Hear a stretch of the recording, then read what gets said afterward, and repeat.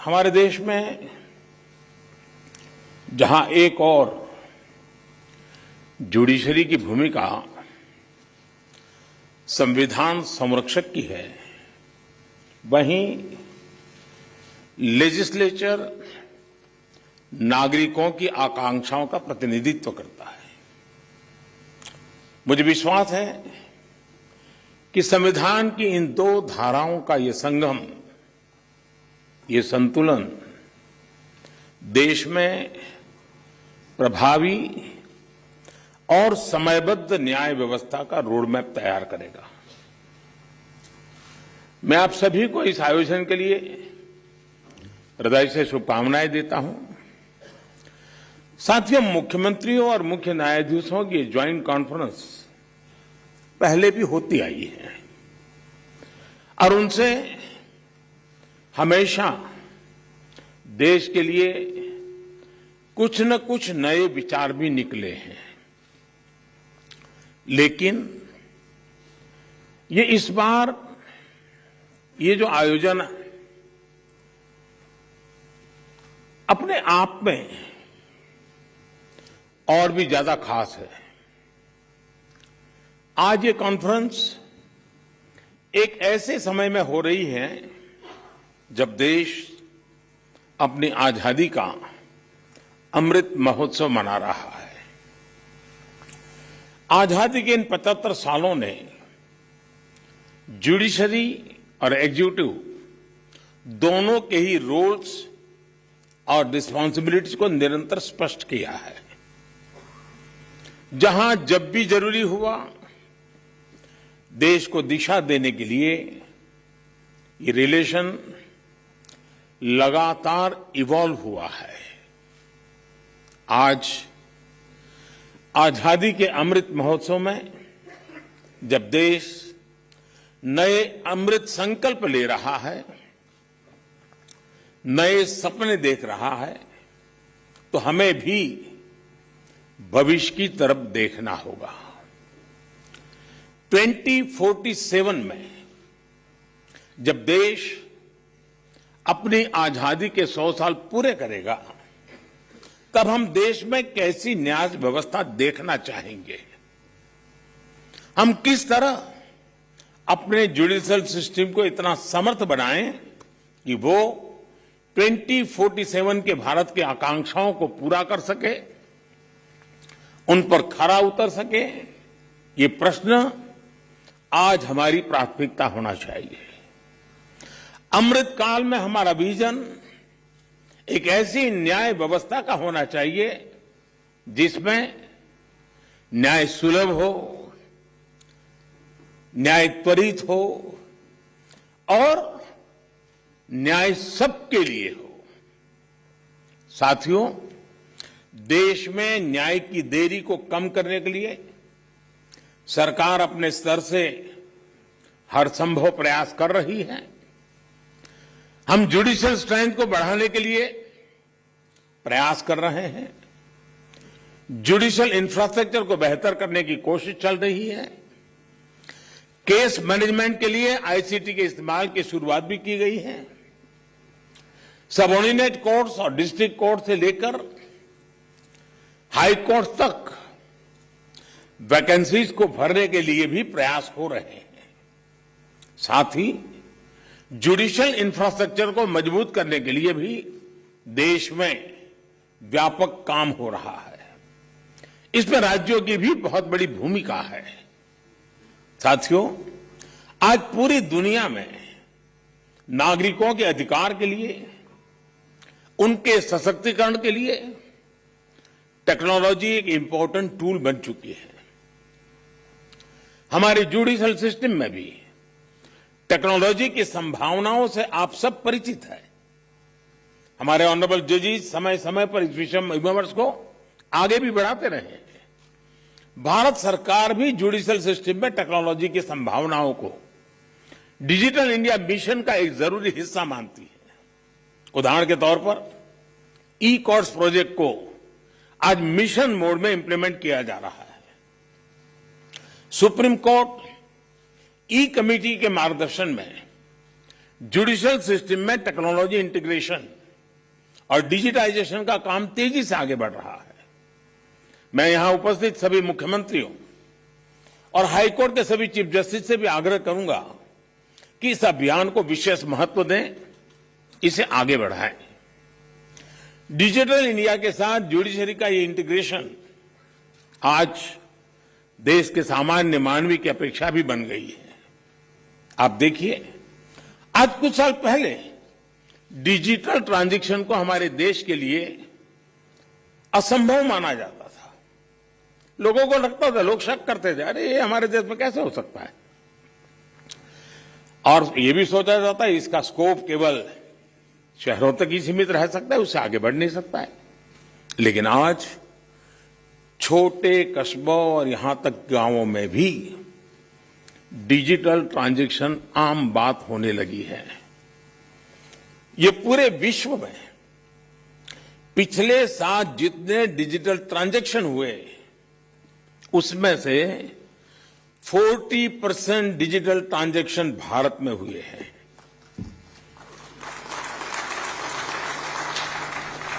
सरकार से जुड़ी वो सेवाएं जिनके लिए पहले नागरिकों को महीनों ऑफिस के चक्कर काटने पड़ते थे, वो अब मोबाइल पर अवेलेबल हो रही है। ऐसे में स्वाभाविक है जिस नागरिक को सेवाएं और सुविधाएं ऑनलाइन उपलब्ध हो रही हैं, वो न्याय के अधिकार को लेकर भी वैसे ही अपेक्षाएं करेगा। साथियों, आज जब हम टेक्नोलॉजी और फ्यूचरिस्टिक अप्रोच की बात कर रहे हैं तो इसका एक important aspect tech friendly human resources भी है। टेक्नोलॉजी आज युवाओं के जीवन का स्वाभाविक हिस्सा है। यह हमें सुनिश्चित करना है कि युवाओं की एक्सपर्टाइज, उनकी प्रोफेशनल स्ट्रेंथ कैसे बने। आजकल कई देशों में लॉ यूनिवर्सिटीज में blockchains, electronic discovery, cyber security, robotics, artificial intelligence और बायो एथिक्स जैसे विषय पढ़ाए जा रहे हैं। हमारे देश में भी legal education in international standard के मुताबिक हो, यह हम सबकी जिम्मेदारी है। इसके लिए हमें मिलकर प्रयास करने होंगे। साथियों, हमारे शास्त्रों में कहा गया है, न्यायमूलम सुराज्यम स्यात्, अर्थात किसी भी देश में सुराज का आधार न्याय होता है। इसलिए न्याय जनता से जुड़ा होना चाहिए, जनता की भाषा में होना चाहिए। जब तक न्याय के आधार को सामान्य मानवी नहीं समझता, उसके लिए न्याय और राजकीय आदेश में बहुत फर्क नहीं होता है। मैं इन दिनों सरकार में एक विषय पे थोड़ा दिमाग खपा रहा हूं। दुनिया के कई देश ऐसे हैं कि जहां कानून बनाते हैं तो एक तो लीगल टर्मिनोलॉजी में कानून होता है, लेकिन उसके साथ एक और कानून का रूप भी रखा जाता है जो लोक भाषा में होता है, सामान्य मानवी की भाषा में होता है, और दोनों मान्य होते हैं। और उसके कारण सामान्य मानवी को कानूनी चीजों को समझने में न्याय के दरवाजे खटखटाने की जरूरत नहीं पड़ती है। हम कोशिश कर रहे हैं कि आने वाले दिनों में हमारे देश में भी कानून एक पूरी तरह लीगल टर्मिनोलॉजी हो, लेकिन साथ साथ वही बात सामान्य व्यक्ति की समझ में आए उस भाषा में, और वो भी दोनों एक साथ असेंबली में या पार्लियामेंट में पारित हो, ताकि आगे चल करके सामान्य मानवी उसके आधार पर अपनी बात रख सकता है। दुनिया के कई देशों में ये परंपरा है। अभी मैंने एक टोली बनाई है, वो उसका अध्ययन कर रही है।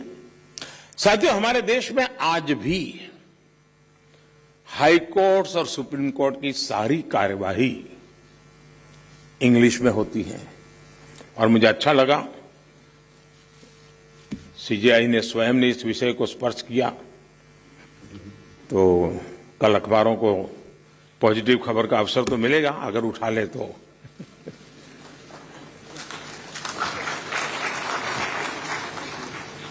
नहीं, उसके लिए बहुत इंतजार करना पड़ेगा। साथियों, एक बड़ी आबादी को न्यायिक प्रक्रिया से लेकर फैसलों तक को समझना मुश्किल होता है। हमें इस व्यवस्था को सरल और आम जनता के लिए ग्राह्य बनाने की जरूरत है। हमें कोर्ट्स में स्थानीय भाषाओं को प्रोत्साहन देने की जरूरत है। इससे देश के सामान्य नागरिकों का न्याय प्रणाली में भरोसा बढ़ेगा, वो उससे जुड़ा हुआ महसूस करेगा। अब इन समय हम एक कोशिश कर रहे हैं कि टेक्निकल एजुकेशन और मेडिकल एजुकेशन मातृभाषा में क्यों नहीं होना चाहिए। हमारे बच्चे जो बाहर जाते हैं, दुनिया की वो भाषा कोशिश करते हैं पढ़ करके फिर मेडिकल कॉलेज की, तो हम हमारे देश में कर सकते हैं। और मुझे खुशी है कई राज्यों ने मातृभाषा में टेक्निकल एजुकेशन, मेडिकल एजुकेशन के लिए कुछ इनिशिएटिव लिए हैं। तो आगे चल करके उसके कारण गांव का गरीब का बच्चा भी जो भाषा के कारण रुकावटें महसूस करता है, उसके लिए सारे रास्ते खुल जाएंगे। और ये भी तो एक बड़ा न्याय है, ये भी एक सामाजिक न्याय है। सामाजिक न्याय के लिए न्यायपालिका के तराजू तक जाने की जरूरत नहीं होती है। सामाजिक न्याय के लिए कभी भाषा भी बहुत बड़ा कारण बन सकती है। साथियों, एक गंभीर विषय सामान्य आदमी के लिए कानून की पेचीदगियां भी है। 2015 में हमने करीब 1800 ऐसे कानूनों को चिन्हित किया था जो अप्रासंगिक हो चुके थे। इनमें से जो केंद्र के कानून थे, ऐसे 1450 कानूनों को, 1450 कानूनों को हमने खत्म किया। लेकिन राज्यों की तरफ से केवल 75 कानून ही खत्म किए गए हैं। मैं आज सब आदरणीय मुख्यमंत्रीगण यहां बैठे हैं, मैं आपसे बहुत आग्रह करता हूं कि अपने राज्य के नागरिकों के अधिकारों के लिए, उनकी ईज ऑफ लिविंग के लिए आपके यहां भी ये कानूनों का इतना बड़ा जाल बना हुआ है, काल बाह्य कानूनों में लोग फंसे पड़े हैं, उन कानूनों को निरस्त करने की दिशा में आप कदम उठाइए। लोग बहुत आशीर्वाद देंगे जी। साथियों, न्यायिक सुधार केवल एक नीतिगत विषय या पॉलिसी मैटर ही नहीं है। देश में लंबित करोड़ों केसेस के लिए पॉलिसी से लेकर टेक्नोलॉजी तक हर संभव प्रयास देश में हो रहे हैं और हमने बार बार इसकी चर्चा भी की है। इस कॉन्फ्रेंस में भी आप सब एक्सपर्ट्स इस विषय पर विस्तार से बात करेंगे ही, ये मुझे पर विश्वास है। और मैं शायद बहुत लंबे अरसे तक इस मीटिंग में बैठा हुआ हूं।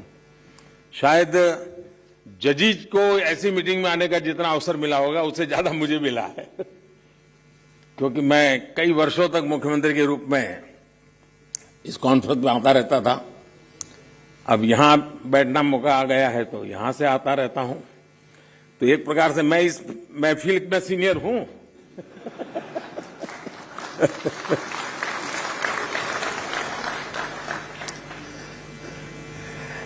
साथियों, इस विषय में जब मैं बात कर रहा था तो मैं मानता हूं कि इन सारे कामों में मानवीय संवेदनाएं जुड़ी हुई है।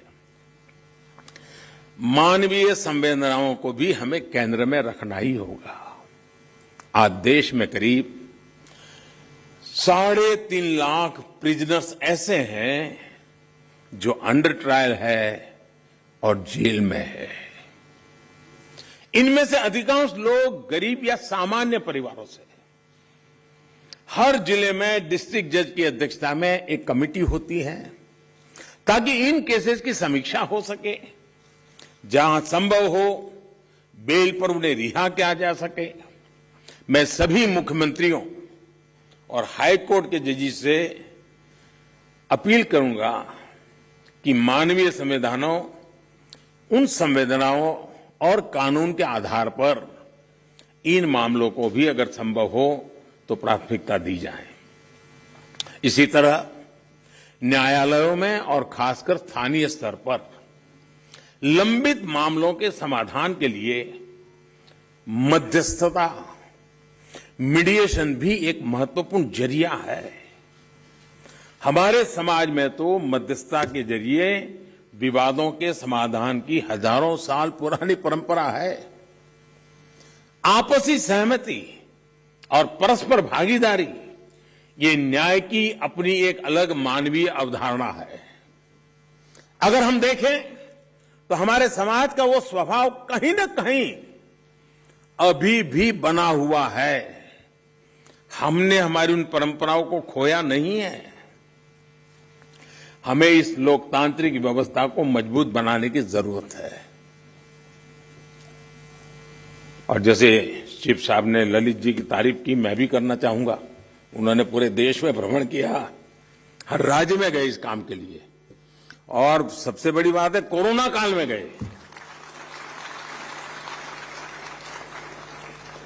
साथियों, मामलों का कम समय में समाधान भी होता है, न्यायालयों का बोझ भी कम होता है और सोशल फैब्रिक भी सुरक्षित रहता है।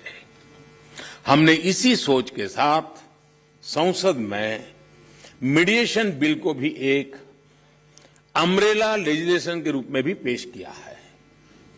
अपनी रीच लीगल एक्सपर्टाइज के साथ हम मीडिएशन से सॉल्यूशन की विधा में ग्लोबल लीडर बन सकते हैं। हम पूरी दुनिया के सामने एक मॉडल पेश कर सकते हैं। मुझे पूरा भरोसा है कि प्राचीन मानवीय मूल्यों और आधुनिक अप्रोच के साथ इस कॉन्फ्रेंस में ऐसे सभी विषयों पर आप सब विद्वज्जन विस्तार से चर्चा करके, मंथन करके उस अमृत को लाओगे जो शायद आने वाली पीढ़ियों तक काम आएगा। इस कॉन्फ्रेंस में जो नए आइडियाज निकलेंगे, जो नए निष्कर्ष निकलेंगे, वो नए भारत की आकांक्षाओं को पूरा करने का माध्यम बनेंगे। इसी विश्वास के साथ मैं फिर एक बार आप सबके मार्गदर्शन के लिए मैं आपका आभारी हूं, और मैं सरकार की तरफ से ये विश्वास दिलाता हूं कि देश के न्याय व्यवस्था के लिए सरकारों ने जो करना होगा, चाहे राज्य सरकार हो, केंद्र सरकार हो, वो भरसक प्रयास करेगी ताकि हम सब मिलकर के देश के कोटि कोटि नागरिकों की आशा अपेक्षाओं को पूर्ण कर सके।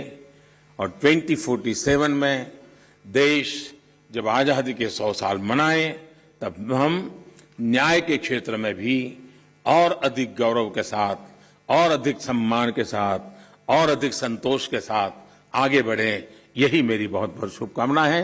बहुत बहुत धन्यवाद।